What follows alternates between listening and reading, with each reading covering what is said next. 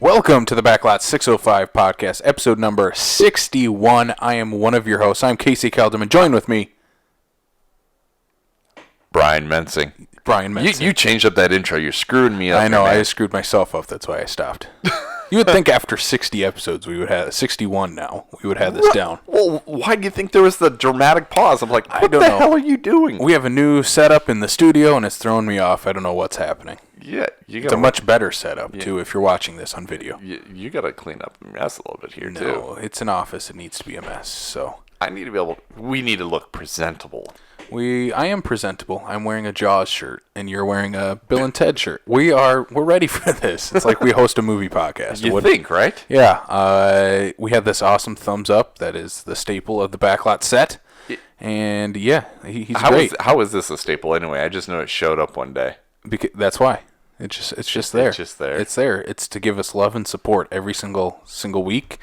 It's made out of real marble and from yeah, I don't know where I was going with that. That doesn't look like marble. It's made from the gem from Uncut Gems. Oh, yes, and you finally had an opportunity to see that. What did you think? Yes, yeah. We don't need to go too much into it, but it might be making a run for my favorite movie of the year. Or best movie of the year. I don't know if I would say it's my favorite because I never want to watch it again. Really? But yeah, it's making a run for my for best of the year for sure. No, I'd never want to watch this again. Why? It's fantastic. It's a spoiler if I say why I would never want to watch it again. Okay, you can tell me. You can tell me later. Yeah. But yeah, I told you this. I couldn't calm down for an hour after watching it, though. I will tell you that I purposely was just saying that you wouldn't like it just for the sake that you were going to go in and hopefully maybe with a different expectation because I know how much of a Billy Madison kind of guy you are.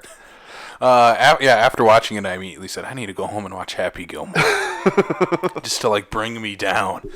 Yeah. So maybe that was just a ruse. That was just a play. I assumed you were going to enjoy that movie. It's fantastic. One of the best of the year. I hope it gets some Oscar noms. Probably won't, but could you imagine if we ever heard the words Oscar nominee Adam Sandler?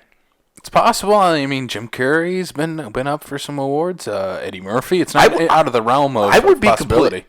If he did more stuff like this, I would be more apt to say, hey, there should be no reason why you can't say Oscar nominee Adam Sandler. Mm-hmm. It may sound really weird off the tongue, but if someone were to watch movies like he's done, like Uncut Gems, Punch Drunk Love, stuff like that, he's a very great dramatic actor, and I just think that he gets stuck in that little box that everybody expects him to be in. And this is a prime example of how amazing he did for this film. Yeah, that's also a testament to this. The casting in this movie is the best casting of the year for sure. Right. Because of, I don't want to go too much into Uncut Gems or spoil it or anything, but your expectations and your preconceived notions of Adam Sandler go into the character that he plays in this movie in a weird way. I can say that. The character in the movie is despicable. You don't like this guy. You shouldn't like this guy. The things he does and the decisions that he makes him very unlikable. Yeah. But were you rooting for him the entire time? Well, yeah, because you want the happy ending. You want the Sandman to get out of this, all right? And yeah, I think that goes into Sandler's never the bad guy. You might not like his movies, but I've never met anyone that says I just don't like Adam Sandler as a person. I've had a couple of those. But is it based off Jack and Jill or Adam Sandler as a person? But I would ask you this, for the sake of the movie as a whole. And I realized you and Kristen gave me this really weird look last week about my reference to it and whatnot here. Is that last 5-10 minutes, no matter if there was anything about whatever was preceding in that movie, whether you did or did not like it, that last 5-10 minutes basically, just reels you in and it grasps you to the point where it's no matter what there might have been previously about before in that movie, that movie is just great, and you're like, I can forego anything I disliked because of the ending, basically. Yeah, there's not a whole lot I disliked throughout it either. But I'm saying if you had, I look at that ending going, I don't care if I hate it or whatnot. That last 5-10 minutes is what made the movie. The whole last act for me was I'm sitting on the edge of my seat, palms are sweaty, knees weak, arms are heavy. There was vomit on my sweater already. You are not Ryan Reynolds making an Eminem joke. I just kept going with it. I had to. This is one not of the Six Underground. It's one of the best of the year. Not Six Underground is not one of the best. Uncut Gems. Yeah, we both really enjoyed it. Yes, very much so. I think we'll talk about it a little later on the show too. Okay. Yeah. So let's get into what we're doing this week. This week we're kind of just going to do a full retrospective of this year as a whole. And try anyway. Everybody puts out their best of the year list. We did that on Killer Countdown too, but I figured let's talk about the good, the bad, what we liked, what we didn't like, what disappointed us, anything we want to talk about from this year. Absolutely. So we'll get to that. Well, let's first jump to the box office. I'm jumping ahead of myself here. Number one this week. You are all screwed up this week. Yeah, I'm all messed up. The lack of news is throwing me off. The having to deal with Sandler and his idiotic decisions and Uncut Gems was throwing me off. All right, but let's jump to the box office. Number one this week, Star Wars Episode 9, The Rise of Skywalker, $33.7 million. Total domestic gross of $450 million, getting close to the $1 billion mark worldwide. I love the fact that this thing takes over a 50% dip and still in first place with over $30 million. It's the first week in January. Nothing's coming out besides The Grudge. But yeah, that's again. The January is a box office nightmare for most movies. Exactly. So Star Wars will probably stick around here for a little while, like we said, probably till Bad Boys. Next, is that this upcoming week? I think so. 17th. So 2 weeks yet. Yeah. Yeah. Jumanji is, or not Jumanji. Doolittle is next week, I think. Yes, and that's the part I think is kind of funny is that January has had this really weird lull, and it's like you would think that at least some studio would take advantage of that and say, hey, you know what? Nothing ever comes out in January. Why not we try to capitalize on that? Yeah, it's just always been a dumping ground. I don't know why. I think it may That's be what I just mean. the holidays were knocking people into the theaters, and then first of the year, everybody's back to work. You're back to the grind, and there's not another holiday in sight for a while. Yeah, because you usually, Till Valentine's Day, and that weekend does pretty well. Yeah, because you're looking at, usually it picks up towards the middle end of January, but it's like you would think like that very first week, unless it's just because too many people hit those heavy, hard hitting Christmas movies that they're like, we're just gonna hold back maybe. Yeah, I think it's just a number of things, and the studio's also probably it's the first of the year. We're not gonna pump out our big blockbuster in January after we just put it out in November, December. I don't know. I guess it depends. Yeah, building it up for the early April, May, June. So they time can compete slots. with Fast and the Furious. So they can have Fast and the Furious, yes. Number two this week, Jumanji: The Next Level, $26.5 million, $236 million domestically. This movie's doing pretty good, sticking around, being the same demographic as Star Wars. Oh yeah, it's definitely making that money to the point where I'm like, so when is The Rock going to do the next one? The Rock, and then they're going to cross over with Zathura, and it'll be Jumanji, Zathura 2. Hey, Electric Boogaloo. Hey, as long as we get Dak Shepard, I'd be okay with that. And then Kay Stewart all the way. And then he brings in his wife and Kristen Bell too. Kay Stewart. Well, that too. Do it. Josh Hutcherson. Why not? Why not? Bring them all back. Bring them all back. Jumanji: The Next Level, 26.5, number 2 spot. Number 3, though, Little Women, still sticking around, $13.5 million, $60 million domestically. This movie's doing really well. It's doing a lot better than I honestly thought it would be. Yeah. And that's not to take away from the movie at all. It's just that this is the You didn't think it's not a big box office right. movie though either. It's going to lean more towards art, more niche. And again, that's not to take away from Greta Gerwig, not to take away from any of the cast. It's just that this is the umpteenth time we've made Little Women, and it's just but it's at least a known property then too. Right, exactly. And I think that's probably what's going for it. Mm-hmm. Because I would honestly say is that I bet you a lot of people that are going to see this movie aren't going because Greta Gerwig is the one that made the movie. They're going because they see, hey, it's Little Women. It's Little Women. They may recognize a few faces in the cast for... Maybe he'll be like, hey, Hermione's in this movie. I need to go see this movie. Yeah, that's probably one of the reasons why. Get that Harry Potter money. $13.5 million, still in its, second week out, I believe? Yeah. Moved up from the 4 spot to the 3 spot. Pretty good. Number 4, the only opening movie this past weekend, The Grudge, $11.3 million. I will say this.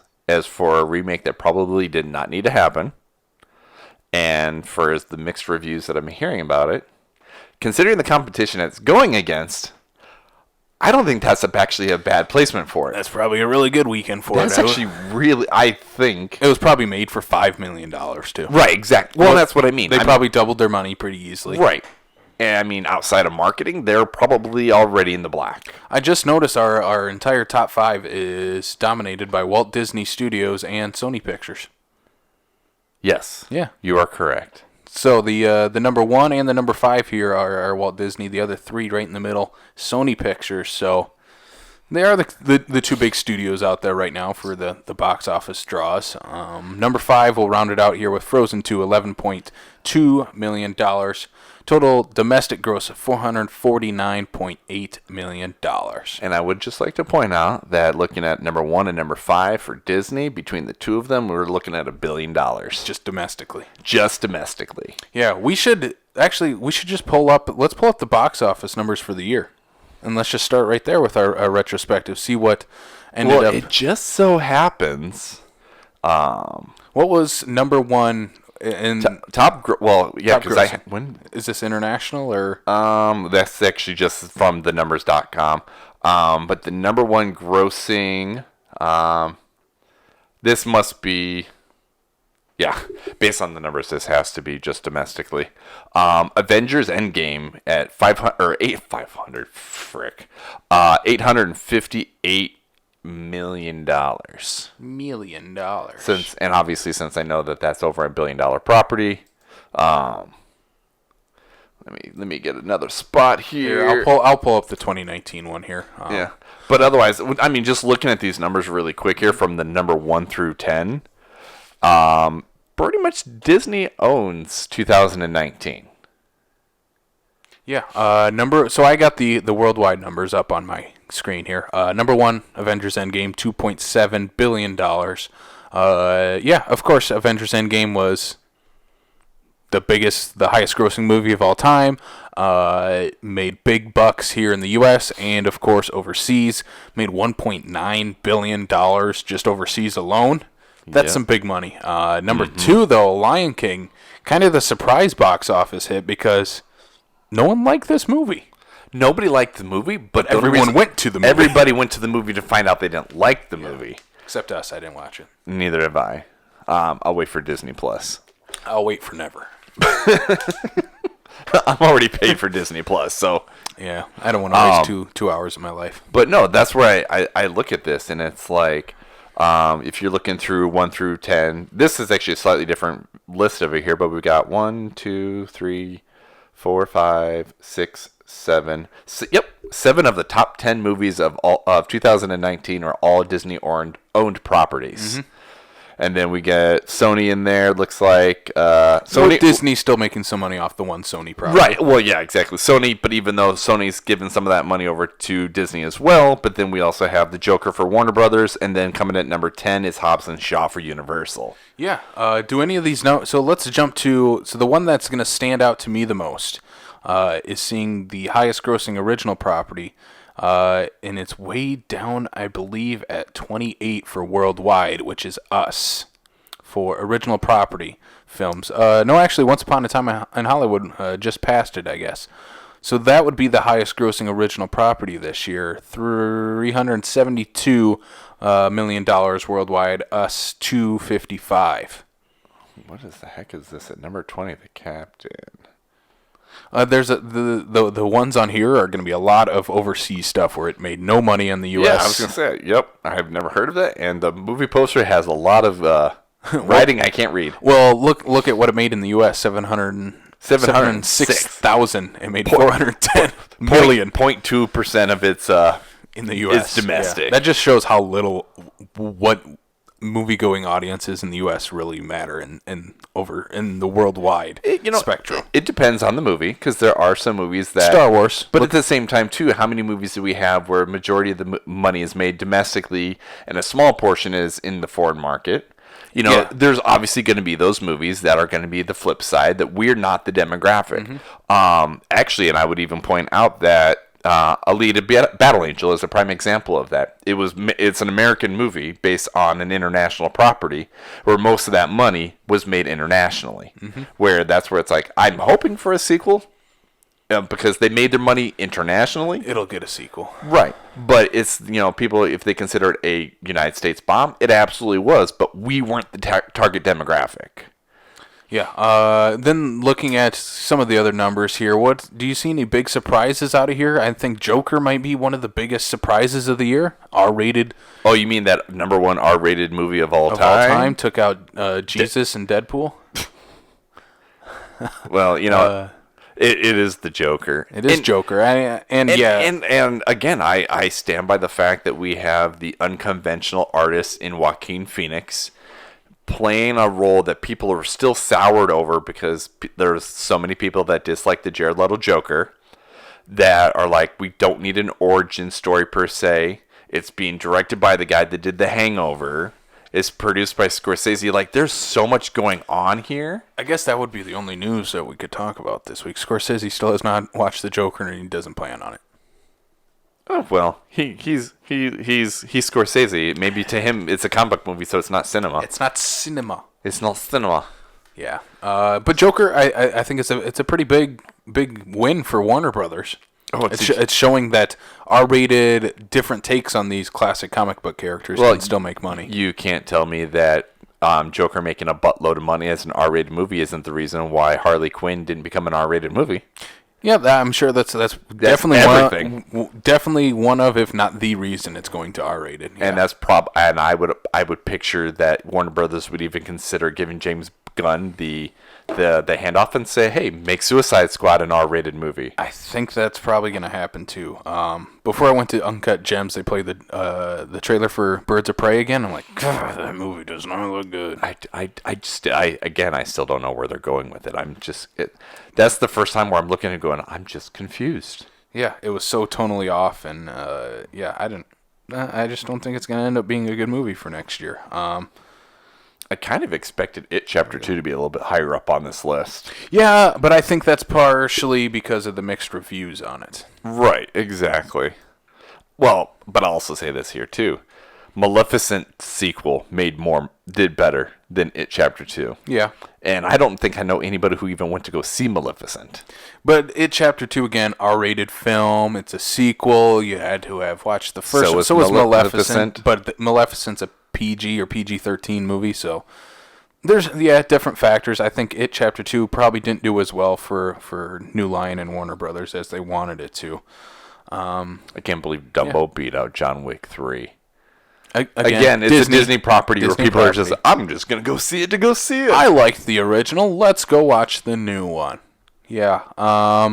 Nothing else really is standing out to me for this year, unless we want to get to some of the bombs, and we're gonna have to dig those up, I guess. But yeah, it's gonna go way down the list. I think one of the biggest Black Christmas, the biggest bombs or disappointments I had this year was Dr. Sleep. It only took in $31.4 million in the U.S., $40 million worldwide. Not big numbers for this movie like it should have gotten. But here's the question, though. Now, here's two things you just said here. The amount of money it made and what it should have made isn't necessarily in correlation to if it's considered a bomb. Because it obviously depends on how much they spent on marketing and how much they actually spent on the movie. Because even if it didn't fare well at the box office, doesn't necessarily mean that it's a bomb. I mean, it still could have done well. But what I'm saying is it just needed to make more money. It shouldn't have been that low. I'm going to try to find I think we lost it in our theater, 2 weeks later? 2 weeks is all this movie was in the theater in Sioux Falls for. So, yeah. Should we jump into this year as a whole then? Get out of the box office numbers and talk about some of our picks this year. You absolutely loved Escape Plan this in February. Yes, that's one that we started off the year with. Yeah, it took us Escape to February. Room. Yeah, took us till February to get to the theater. No, or was that January? I think that was January. I'm pretty sure it was February. I don't remember. Anyway, let's start with do you have a movie that's just your most Escape Room. Sorry, not Escape Plan. No. Two totally different movies. The Stallone Schwarzenegger film. Do you have a most disappointing movie from this year that you can think of? I have one for myself that would be, well, I got a couple, I guess, but for most disappointing that could fall under that category. I will let you do that because I think my problem is that just schedule wise, if I thought it was going to be a disappointment, I probably didn't go see it in the first place. Yeah. Yeah, I got a couple on here. I'll kind of rattle them off. Velvet Buzzsaw. Oh, the Netflix movie. Yeah, from Jake Gyllenhaal. Dan Gilroy directed. Jake Gyllenhaal, Toni Collette. Just an all-star cast in this movie. And yeah, it was just I love Nightcrawler. I think Nightcrawler's one of the best of the decade. But show your hand, why don't you? A little bit, but it doesn't mean I'll play it at our live show January 26th at Last Stop Studios. Plug ding. But Velvet Buzzsaw is just, it didn't know what it was. Yeah. For me. It felt very uneven.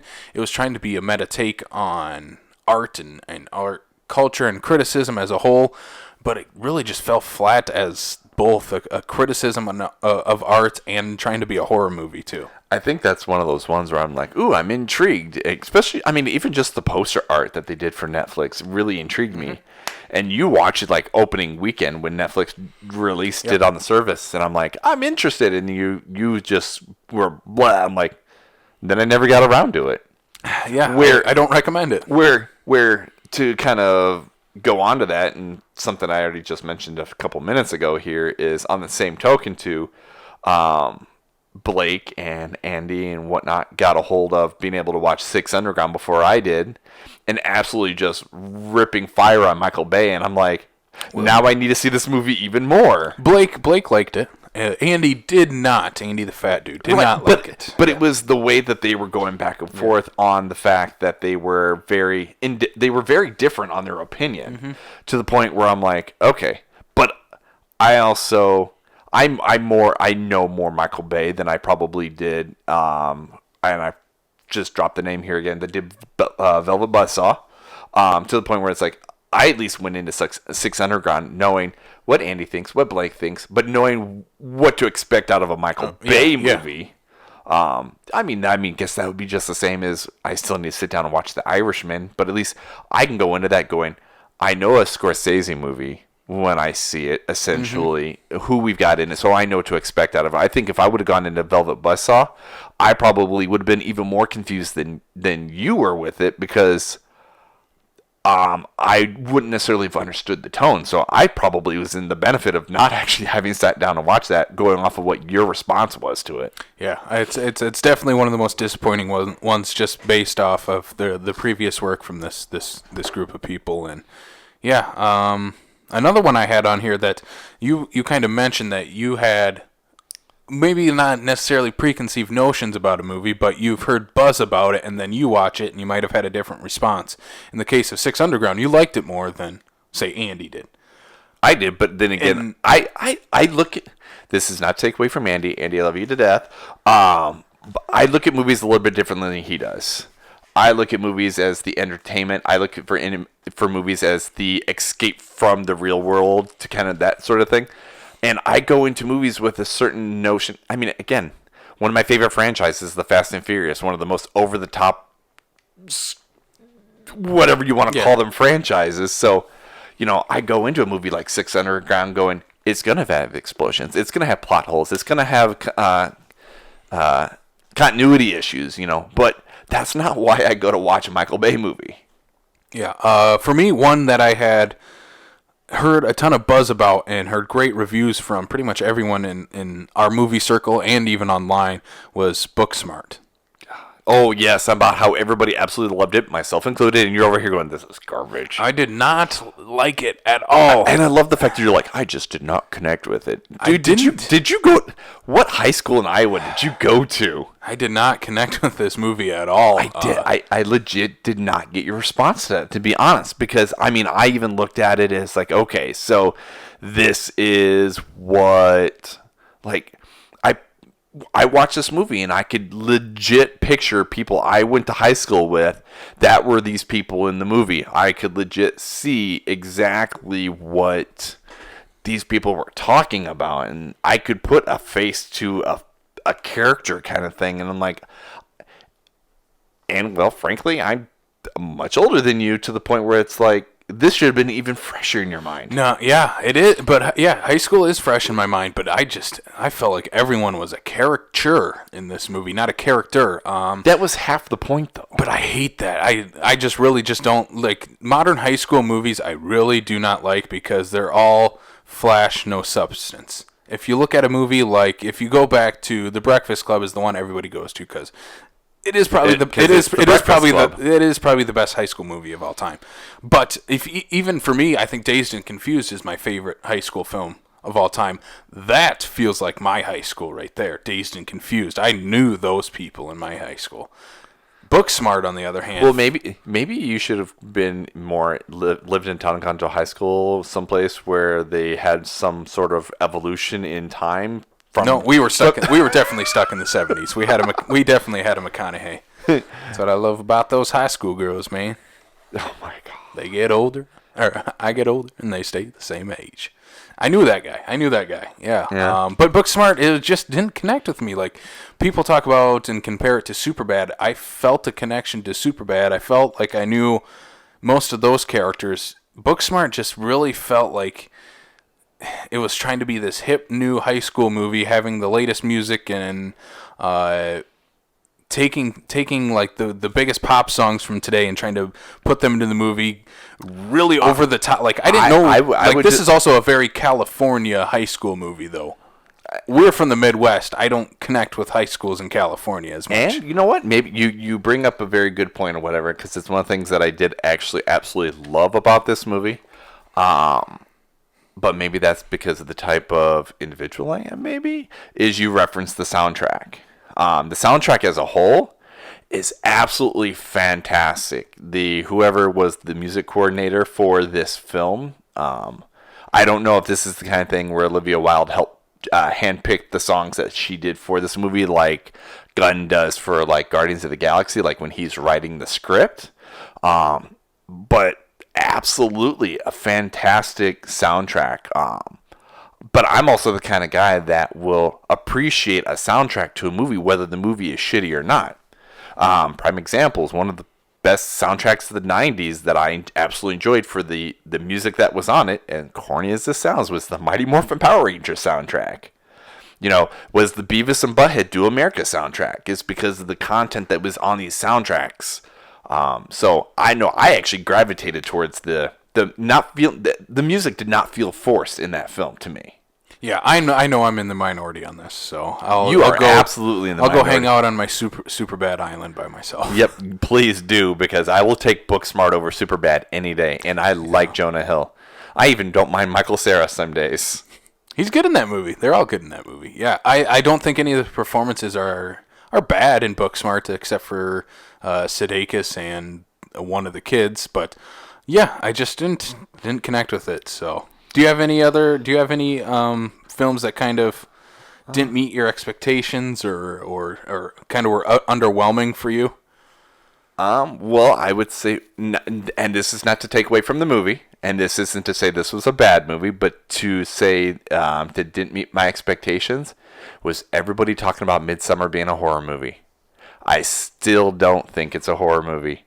And I'm at least glad that when we had the conversation at one of the meetups, that I wasn't the only one who thought that. At least I know that some people see that, and it has nothing to even do with that it's a very bright and colorful movie that this takes place in Sweden, but just that for me, the horror element just wasn't there. Like, maybe I have a preconceived notion of what a horror movie should be. Mm-hmm.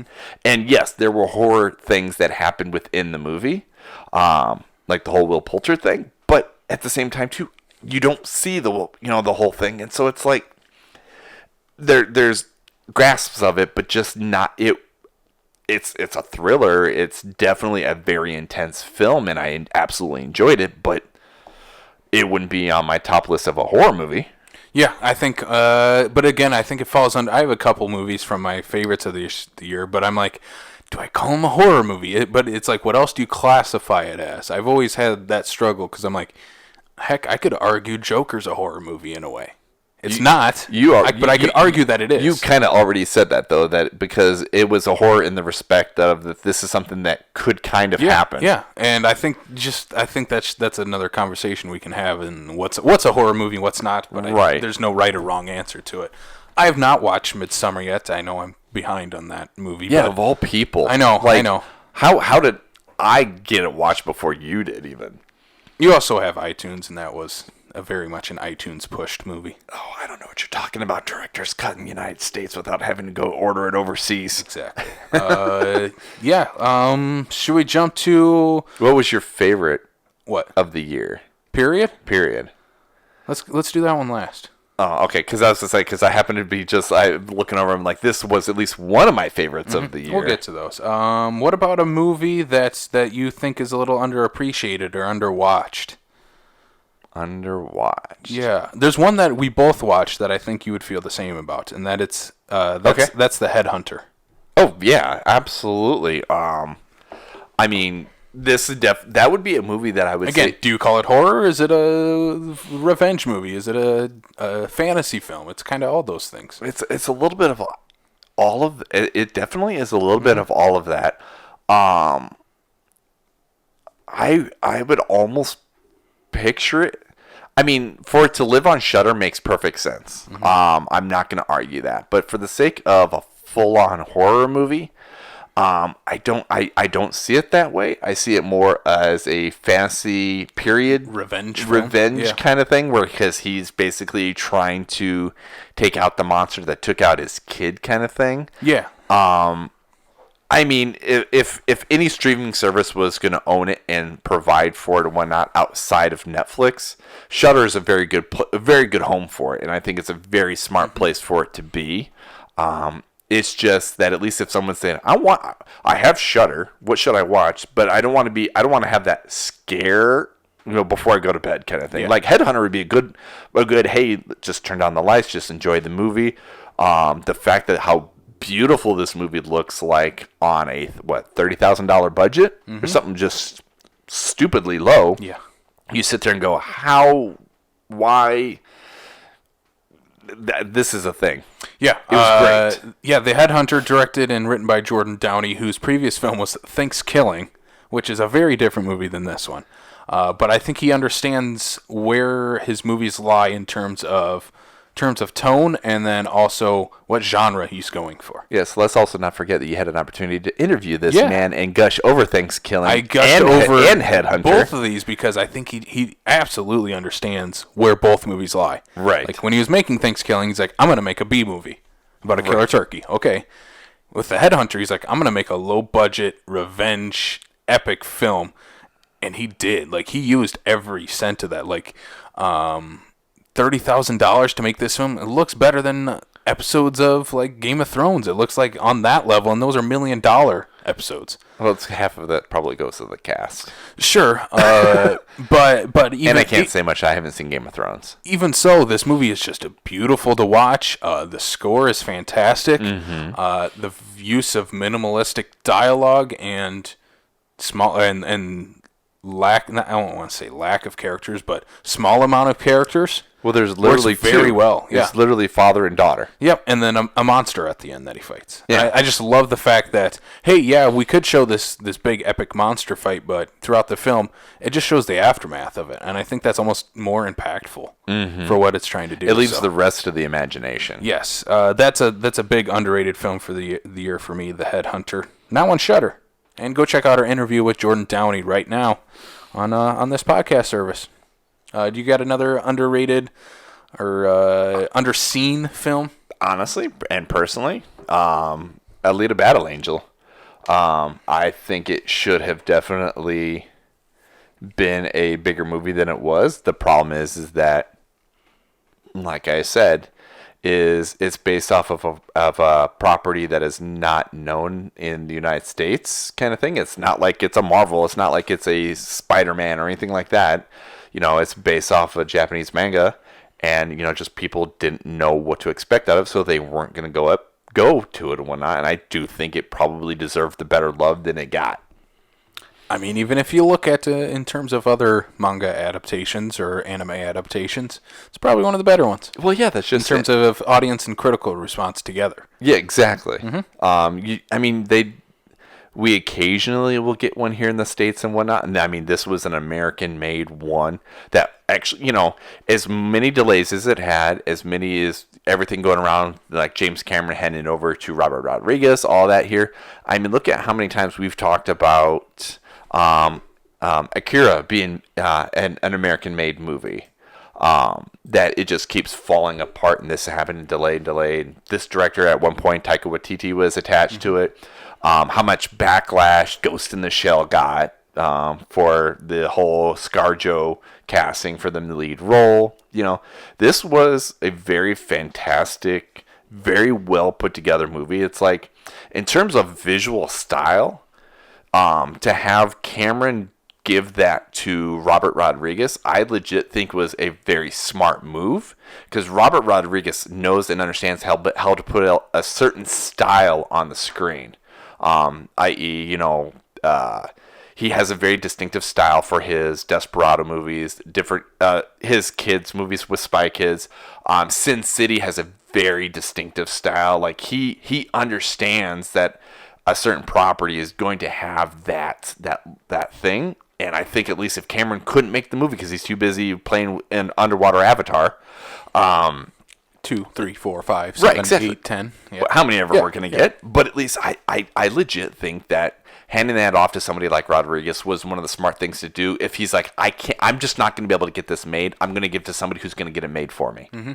Yeah. I have not watched it. It's been on the watch list for this year since you've been, every time we talk about some of our favorites of the year, it comes up in yours. I totally respect that because I still want to see this movie. I like the cast, and I do like, as much as I was giving shit on Robert Rodriguez and his kids' movies, I think he does have a distinct style. I think, I might be backtracking what I said on that episode, but I think, again, just like I mentioned with Jordan Downey and Thanksgiving and The Headhunter, right? He knows what tone he's going for in his movies. And even if I don't like him, I know the tone he's going for. Well, exactly. And that's where I say is that, you look at movies like Spy Kids. He knows he's making a kids movie. You look at Sin City. You look at the Desperado franchise, stuff like that. And it's just like, they are very distinctively different looking movies, but they're made by the same guy. And how many different directors can really do that? Like, well, I think that when Robert Rodriguez makes his movies, he keeps in mind that I'm the guy that's not only going to be producing the movie, directing the movie, but he's the guy that's cutting the movie, a lot of times doing his own scores to the movie. So he's literally building that movie in his brain while he's making it. Yeah. And how many other people are either a director for hire or just like, yep, I did my thing, now let the other guys go do their thing. I've made my paycheck, I'm going to move on to the next thing. All right. Should we go negative? Let's go negative for a little while. Okay. And then we'll bring it back positive. Hills and valleys. Yes, exactly. Just like this year in film. What is your least favorite film of this year? Oh, least favorite? Oh, my goodness. Can you take a wild guess as to what mine is? And I did do a review of this for the website, too. So that'll be a little hint. No, I got nothing. It's a straight to video sequel. Oh, my God. Not Benchwarmers. Benchwarmers. Why are we even bringing this up? Because you said you were going to go bad. You don't talk nothing about. You talk up about the fact that Benchwarmers 2 even exists. Like you talk like there should be a third and a fourth and a fifth. No. There should not. There shouldn't be a second one either. I don't want to crap on this movie, but I will for just a little bit because I think this is the most uninspired, as many straight to video sequels are. The first Benchwarmers it's not really a big hit when it came out. It's very much a cult film, if anything, or a guilty pleasure film. I couldn't even call it either one of those two things. I like it. I like the first one, and I know a lot of people that like the first one, but I think they also understand it's just juvenile humor. Yeah. For being juvenile humor. Right. Like it's a movie made for the kids that are in that movie. Okay. For the 12 to 13-year-olds. And I think that it hits all those notes all right for the first one. The second one is just so uninspiring. It feels like Rob Schneider his character from this movie was supposed to be the main character, and they couldn't get Rob Schneider for some reason or another. Dude, I don't remember. Is there any returning cast? John Lovitz is the only returning cast, and he's in the movie, I don't know, 2-3 minutes. And it felt like they shot all of his scenes in one day. Oh, they probably did. Yeah. He's the only returning character. None of the returning... Yeah, he's not even like Eugene Levy doing the bad American Pie spin-off movies. You got to respect Eugene Levy for doing those. No, I don't. As soon as we get I love Benchwarmers, Eugene Levy, but no. Benchwarmers 3, 4, 5, 6, John Lovitz will be in them, all of them. He'll be the Nick Fury to the Benchwarmers universe. There's everything wrong with what you just said. Everything just wrong. Yeah, it's just not a good movie. I probably shouldn't have been expecting it to be a good movie. I really wasn't, but yeah, I mean, it has. I mean, Chris Klein was in the American Pie movies. He's at least a well-known actor. I mean, people recognize that face, and he's phoning it in. Pretty much everyone's phoning this movie in. There's really outdated jokes too, which is funny. I'm just realizing, the fact that I made the Eugene Levy American Pie thing, and you're like, let's spin that back. By the way, Chris Klein is in this movie. Yeah. Yep. So I think somebody must have been really hard up for a paycheck. That was the worst movie that I saw this year. So Benchwarmers 2, Breaking Balls. Well, I could certainly say that, and I would get so much flack for this, but I was doing some rewatches and stuff like that, or even seeing some stuff for the brand new for the first time. And for the sake of some sort of disappointment or whatever, actually it has to fall on James Bond and Friday the 13th franchises. That I still have yet to go back to watch 3 through 24 of the Bond movies. You better get going on that. I know, right? You got till what, April? Yeah, I won't get those done. But I went and for the sake of Halloween and whatnot, I was going through some horror franchises. Like I went and I rewatched the Urban Legend franchise, which I didn't even know there was a third one until I went to go look for the first one and the second one. Third one was okay. For the sake of bad movies that probably should not exist, the third Urban Legend, Bloody Mary, was definitely one of them, to the point where I'm like, Kate Mara should pretend that this never showed up on her filmography. She already does that with Nightmare on Elm Street. And there's that one. Or is that Rooney? That's Rooney. Oh yeah, is that her sister? That's the sister. That's her sister. They've both done bad horror movies. Actually, ironically enough, both the sisters actually show up in Urban Legend Bloody Mary, except one is a main character and the other one just happens to be in the chemistry room when she's one of their classmates. But also, as much as I know that you appreciate the franchise and whatnot, and the first few Friday the 13th movies, I felt so disappointed. I've come to the realization Jason Voorhees is a boring horror villain. I'm not. No comment. I understand. Again, I think I don't know. I just like the franchise. I think it's fun. They're not great. They're definitely. I think there's probably, out of just the Friday the 13th films, I think there's probably 2 movies that I would actually call good movies, beginning to end, good movies. Well, maybe 3. And that's just it. And like as I watched all of them, some of them were rewatches, mainly on the latter half. But the part that's funny is, it's the latter half of the franchises where people say it's gotten worse. Is the part where I'm like, that for me is where they got better. And maybe that's just age and style, and Mm-hmm. I absolutely appreciate Tom Savini and the amount of work that he's put into the industry and whatnot. But some of those effects, just for me personally, just did not age well, and that may be what took me out of them, though, too. Maybe. I don't know. I still dig the franchise. I think it's fun. I think there's one that I just won't rewatch anymore, and the rest I'm like, if I'm going to watch the Friday the 13th series, I'm going to watch the Friday the 13th series. Right. So speaking of movies that not necessarily came out this year, but that we watched for the first time this year, do you have one that sticks in your mind as a movie that you saw for the first time this year where you're like, yes, how have I not seen that before this? And in the Apocalypse. But granted, that was also partially because it wasn't available here in the United States. Yeah. But that was one of those ones where I had to get it on a blind buy because it just sounded absolutely amazing. And basically, the minute it became available for pre-order on iTunes, I ordered that. I do believe it right now. It's available on Hulu, I think, still.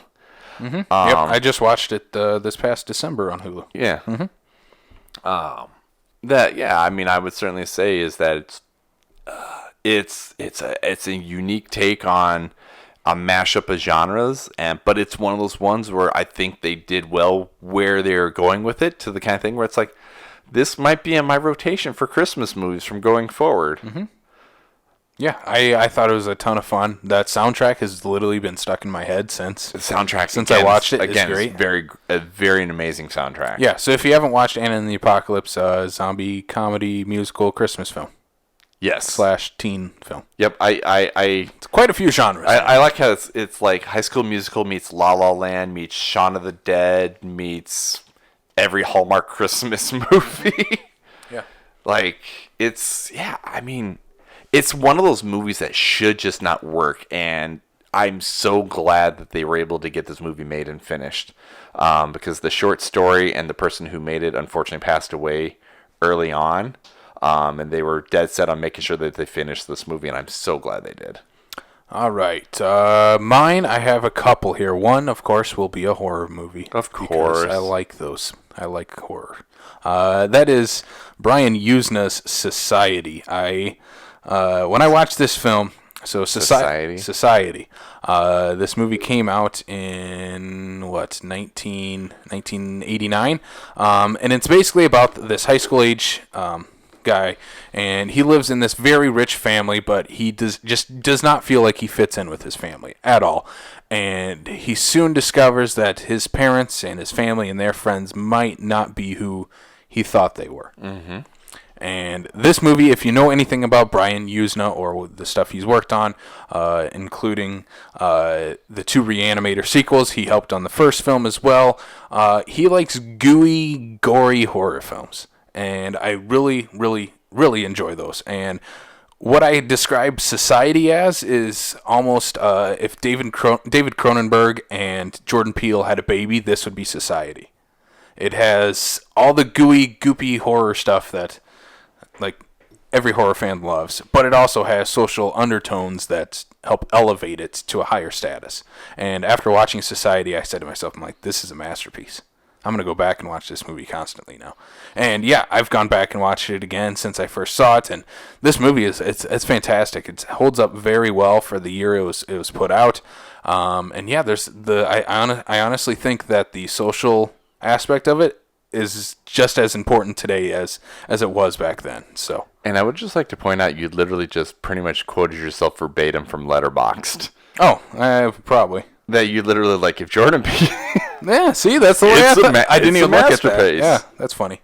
It is a masterpiece, and I do feel it's a mixture of Cronenberg and Peele. So, Society is mine. Another one that I watched recently, courtesy of Blake, kept telling me to watch this, and Brian, you need to watch this movie now. What's that? It's called La Jetée. Is that French movie he's been going on about? Yep, and it's all shot with using still photographs and very minimalistic moving photographs. But it's all told, through still images, and it's basically a science fiction film, but told through images, and it's the inspiration for 12 Monkeys.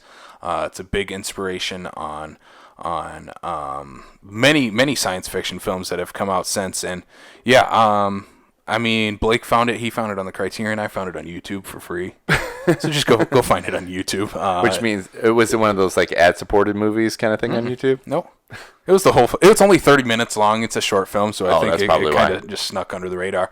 So yeah, it's 30 minutes long. It's not going to take a lot of time, but man, like, I've never seen a movie like that before. And I love science fiction movies, and I know you do too, and you like time travel movies too. I'm like, check it out. It's such a weird way to watch a movie, though. Oh yeah, especially in still imagery. Yeah, it's very, very weird because it's almost very apocalyptic, but it's also, you're just taking pictures of stuff trying to tell the story. Interesting. Yeah, highly recommend it. La Jetée, LAJETEE. Mm-hmm. I would have to go with another good one for this year and Yep. whatnot that I think many people should go see, whether they have or have not, whether they like horror or not, Ready or Not.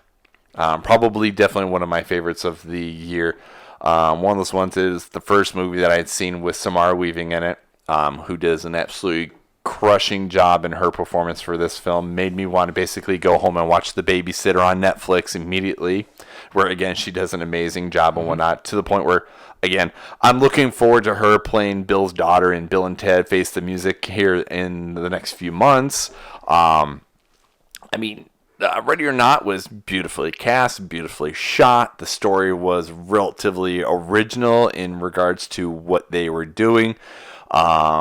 Twist ending per se, that you expect certain things to happen certain ways just because that's just what you kind of come to expect. Adam Brody crushes his performance. To see Andy McDowell on the big screen again, also too, she was phenomenal. She's really good in this. She's movie. very yes. Just an overall good, solid movie. Yeah, this movie is the most fun I had watching a movie in the theater this year. Yes. It was just, you were fully engrossed in it. The cast was so charismatic. Even if you didn't like the characters, you still liked them in a way. Well, and it's because of how they were portrayed, how Yeah. well they did their character. Like it wasn't that you hated the person's acting or like for instance, like you say, Nick Cage isn't a character actor. Nick Cage is just doing a different role, kind of thing. Where like these people, like if you were upset at the person, it's because you were upset at the character, not at the portrayal of the character. Yeah. I mean, even Crazy Aunt Lady was just ton of fun. bonkers, but you're like, you got to a point where you're just like, that's just who she is. Yeah, this movie's just a blast. Like there's no other way I can describe it. No. It's just so much fun to watch. Like out of all the movies from this year, it might be the one I'm gonna go back and rewatch maybe the most. Right. Out of that came out this year, it's so much fun. Yeah, and Samara Weaving is a superstar now. Oh yeah. Like she should have been after The Babysitter. Ready or Not, she is now. I hope so. Yeah, she's gonna get. She'll end up being some superhero within 2 years. 2 years? Yeah. Do you want her to be a Marvel or DC? I don't care. She can be whatever she wants. She's just a good actress. Very much so. She can play Harley Quinn's double. I'd be okay with that. I would be okay with her playing Harley Quinn in a movie too. I would be okay with that. All right. I will go off of the Jay and Silent Bob reboot. That we have a new Kevin Smith movie. That we have one that is actually in terms of coming off of Yoga Hosers, where he had very, very poor reviews to it and whatnot. It's not great. Yoga Hosers? No, it's not great. Oh, but I was gonna say, at least for Jay and Silent Bob reboot, it's one of those ones. You made the comment about Rod Rodriguez about knowing exactly what he was making when he went to go do it. Kevin Smith said, I'm basically going to kind of return back to my View Askew universe, but I'm going to poke fun at all these movies that are doing reboots and remakes and sequels and all this, and I'm going to roll that all into one and make my own. And he hit it like perfect on every aspect of it, to the point where he was literally using the same joke again, poking fun at the fact that it's a sequel, poking all the fun while being all that at the same time. I also appreciate the fact that, he owned up to the fact that, what? I can't make fat jokes anymore because I'm not a fat man anymore because of his heart attack and everything like that. So everywhere you expect to have a fat joke from Jason Mewes and whatnot turns into, instead of him being Lunchbox like he's used to being called, now he's Snackbox, and he wrote the jokes to work with the fact that he's no longer the big Silent Bob everybody comes to expect, but at the same time too, he pays homage to everybody he's ever worked with for the most part. And I'd say if you're a fan of Kevin Smith, that you should watch this movie when it becomes available. Yeah, I haven't watched it yet. It's not on streaming yet. No, January 21st is when it becomes available for purchase. Okay. I already have mine pre-ordered because,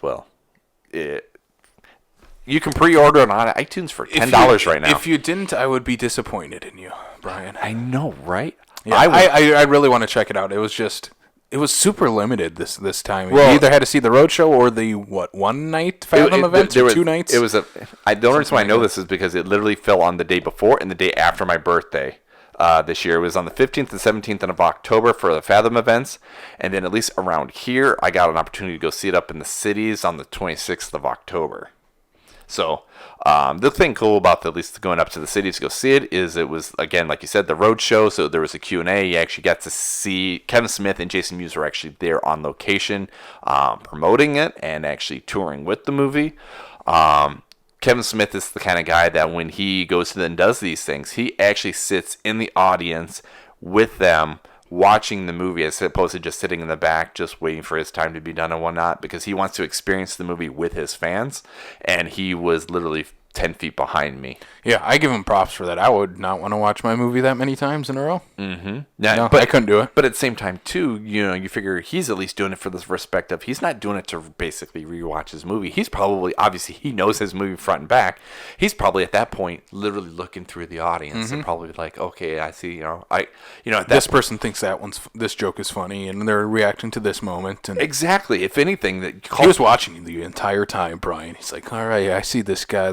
He's wearing a Backlot 605 shirt. He looks like he knows what's up. Actually, I'll watch his reaction. He wouldn't have seen that, but he would have seen my Twins jersey has the number 37 on the back, which is a Clerks reference. Yeah. So, all right, so let's wrap it up with two of our favorite movies of this year. What are two of your favorite movies that you saw this year? Well, I mean, Ready or Not definitely be one of them. Endgame was definitely one of them. The fact that we have the end of the Infinity Saga, that you have 10 years in the making and whatnot, all these movies, Joss Whedon made the comment about how hard the Avengers movies were when he was making them and whatnot. The fact that when they went into Infinity War and Endgame, having the Russos do it, I think, was a very smart move, because those movies, both of them, in fact, were so epically big, that would have been too much for one man to handle. Like, especially Endgame, that end scene, trying to coordinate that many people and whatnot. Mad props for Disney and Marvel to be able to pull off just the scheduling nightmare that would have been. I mean, even the fact that that there's going to be 85% of that's going to be green screen, but you still need to be able to get how many X amount of people in the same room just for even like a 10-second shot. You need to get A, B, C person here, and then you still need to get this person. I mean, at one point they're talking with the end part of it here is there's 75 different characters on screen and whatnot for that end battle and whatnot. I'd hate to know who the person is that had to schedule all those people. Yeah. They weren't all there the same day. Well, no, but that's what I'm saying. But to schedule, like, I need you 7 people in this one scene. You need to all be here on this day. Yeah, exactly. Yeah, I mean, it is. It's a very big accomplishment. Say what you will about Marvel movies out there, but this movie deserves to be the highest grossing movie of all time. Right. And I don't like saying it deserves, but I'm like, think of all the, like, if you were going to picture, like, the ultimate blockbuster, this is it. Yeah. Like, a culmination of 20-plus movies, 10 years, all built into one epic film. This is it. And, I'm just glad it didn't mess it up. Well, that's what I was going to say. There's so much room for error. There's you literally took the words out of my mouth, to the point there's so much room for error here that it could have been an absolute epic fail. Yeah. I mean, it's an epic... Just an epic conclusion. Like, if this was the end of the Marvel movies, I would have been like, all right, that's fine. You gave us 10 years, 20 movies. I'm fine with that. Yep. See what they're doing next. And then you got upset because that was not the end movie. It was not the end movie. The next one we got was Spider-Man. Yeah. Which I just didn't bring up because I said my piece. Yeah, Avengers Endgame, it was a ton of fun in the theater. It brought all the emotional impact. It gave you all the fan stuff you wanted, the fan service that you wanted in these movies, but it also didn't take away from the story at all. So yeah, it's just a big accomplishment. No doubt this was this movie of the year. This was the movie of 2019. Oh, definitely. Yeah. One of mine from this year, I got a couple, but let's bring up Dolomite Is My Name, because for the longest time I was like, is this my favorite of the year? I think so. I don't know. And who would have thought you'd say that about an Eddie Murphy movie? It's so nice seeing Eddie Murphy actually give a shit again. It's so nice. He's really good in this movie, playing Rudy Ray Moore, and he plays this character where he's basically a jack of all trades. He can do it all. But he's not great at all those. Right. He's really good at it. He's not great at all of them. And seeing Eddie take on this, and this is one of the reasons Eddie got into comedy in the first place, is watching Rudy Ray Moore and his movies and comedy albums. And I think it's a very important film for Eddie Murphy, and you can tell because he's giving 110% in this movie. It's a nice comeback for him too. We just got him on SNL a few weeks ago. He crushed it. Oh, he was amazing on SNL. Yeah. And, he must have made enough good friends at Netflix that they're giving him Beverly Hills Cop, that we're going to get a Netflix Beverly Hills Cop 4. I know. I'm glad we're seeing Eddie come back. Like he's doing Coming to America, the sequel, doing another Beverly Hills Cop. Who knows what else Eddie's going to be doing? Nutty Professor 3? No. I don't know. The Golden Child Part 2. I would not know. Another Haunted Mansion? I don't know. Norbit 2? Pluto Nash, the sequel. Pluto Nash meets Norbit.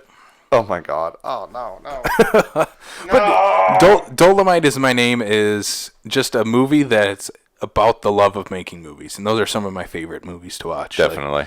Like just seeing everybody come together for one distinct purpose. And even if the movie's not great, like the Dolomite movies aren't great, they still made a movie, and they set out to make the movie they wanted to make. I just love those type of movies. So Dolomite Is My Name.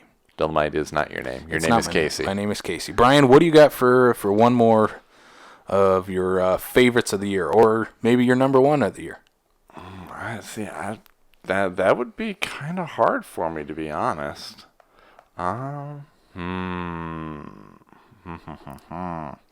If someone off the street said, Brian, you like movies, what was your favorite movie of this year? There's so many. This was a really good year. This was a good year for film, to be honest. Do you want me to go with mine while you're looking yours up? I was just going to say, it's just because we haven't brought it up in here, and it is a relatively recent, and I do encourage people to go see it, even if it multiple times, because I have actually seen this twice in the theater now, is go see Zombieland Double Tap. I think it was a good, solid follow-up to the original. Not very many movies you can make that are 10 years in the making and still be able to pull off that same charisma. I was reading a thing here that the whole 10-year thing wasn't on purpose, but it's just kind of how the cards fell, but it works. So I think that it was very smart of them to play that into their hand as well, is that, in the sake of it's been 10 years since they made the movie, they reference that it's been 10 years since we've last visited with these characters, and they don't just try to pick up. Granted, with Abigail Breslin, they couldn't literally just pick up where they left off and whatnot. But, I mean, I think that was a very smart thing for them to do, was literally, hey, it's been 10 years. This is what's been going on. Yeah, I haven't watched it yet. I still want to check it out. It'll probably end up being a home watch for me. It's still at the West Mall. I know. Go check it out for $3.50. Yeah, I might have to. Just not today or tomorrow. Why not? Got an email that said that they had. They had a fire in one of their heater things, or whatever. So they're going to close on the 5th and 6th. So by the time you hear this, they should be back open. They must have been trying to screen cats and just started that dumpster fire. All right, I think my favorite of this year. It's just a movie that's just really stuck with me and stuck in my head. What? The Lighthouse. This movie just hit me in a way I can't really describe. It's that exact same response that I would have, that I can't say the same thing about probably my favorite of the year, because maybe it's not that I can't appreciate an art film or a movie that is definitely more art than it is pop, but it is one of those movies where I left and I'm just like, I don't know how to feel. The only thing and this may sound really weird comparing the Lighthouse to this here, but out of all the movies I've seen all year, whether it be at home or in the theater and whatnot, the only time I ever left the theater going, I don't know what to think, was The Lighthouse and The Rise of Skywalker. Two very, very different movies. But I reference The Lighthouse is to say is that it's like Cirque du Soleil, or like a piece of art. You don't necessarily understand what you're witnessing or what you're experiencing. You like it. It's good. It's fantastic. It's beautiful. It's a very well acted film. Just the tone and everything like that. You get to the end of it and you're just like, what the hell? I even still don't. I still never even updated my letterbox. It literally just says, I remember I didn't even update it until 3 days later. I'm like, I'm still processing. Like, it's a fantastically, beautifully shot, well acted, all this, and you're just like, WTF. Yeah, I loved it. There's so much I loved about this movie. Kind of feels like a movie that it's like, yep, that was made for me. Like one of those type of movies where I'm like, they don't even know who you are, Casey. Rob Eggers does not know who I am, even though I think he's from Sioux. No, he's not. No, from he's Sioux not from Falls. Sioux Falls. We debunked that rumor. But yeah, The Lighthouse, directed by Robert Eggers. The Witch, I did not love. The Lighthouse, on the other hand, I did love. It's shot in 3/4 frame, uses cameras from the 20s, shot in black and white, uses a very similar style to old school Universal films or old school black and white films. And I love those type of films, even like a little bit of German expressionism films in there too. But it's like he's taking these things that he loves, like films like I just recently listened to an interview with him where he says Nosferatu is his favorite movie of all time. He's taken stuff like that with the way that movie's shot, bringing that into The Lighthouse. He's taking H.P. Lovecraft stuff, bringing that into The Lighthouse. He's taking sea folklore, putting that in The Lighthouse, and then taking ideas of masculinity and putting that into this movie, and symbolism. I still don't know what the seagull means. I'm sure it means something. I don't know what it means though. It has to mean something. That poor seagull. This movie, it just has everything. It literally feels like if he took it one step from a 9 to a 10, it'd be straight up a Lovecraft film. But he never goes all the way to the 10 with any of the things that I had mentioned before. And I think it's just a really good amalgamation of multiple things that creates this just manic madness type of film. Mm-hmm. And it's one that I'm going to go back to, and I'm like, I'm going to think about it different every single time I watch it. You have to, just for the tentacle porn. Yeah, and it has a ton of tentacle porn. All right, so The Lighthouse that's my favorites of the year. Brian still doesn't know what to think of it, which is, I think that's probably the best response to have to it. Well, yeah, that's again, that's not taken away from the movie. Mm-hmm. That's I think that if you have more people going, what? He probably did his job correctly. Yep. All right, so that was our 2019 retrospective. We are looking forward to 2020. If you want to hear our thoughts on some of our movies that we are looking forward to next year, go check out last week's episode. But yeah, we're looking forward to 2020. We will be doing some more stuff with this year. We're not done with 2019 yet. We ain't done with you. We will be doing some Oscar coverage, and then we also will be doing our version of the Oscars in what we call the Schmuckies. So the Schmuckies, we will have this the first week of February, just before the Oscars ceremony happens. Basically, what we're going to do, we're going to take us group of guys that are working on the backlot end. Brian and myself, will have Blake. Hopefully, we'll have Jameson and Andy, two of our writers, on this with us. I think that'd be a lot of fun to have their perspective too. And basically, we're going to pick, like, hey, the Oscars don't always get it right. What do we need to bring in and say this was the best picture, best actor, director, whatever it is? We is sort of the fans. Yeah, seeing it from a different perspective than those who don't get free screeners. Yeah, we don't get a lot of free screeners, or even Oscar free screeners at all. So I mean, really, think about that. Think of all these people that make these movies, that make all these millions of dollars. They get to see all these movies for free. Mm-hmm.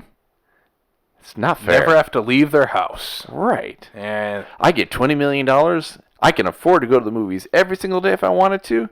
And they're going to send them to me for free.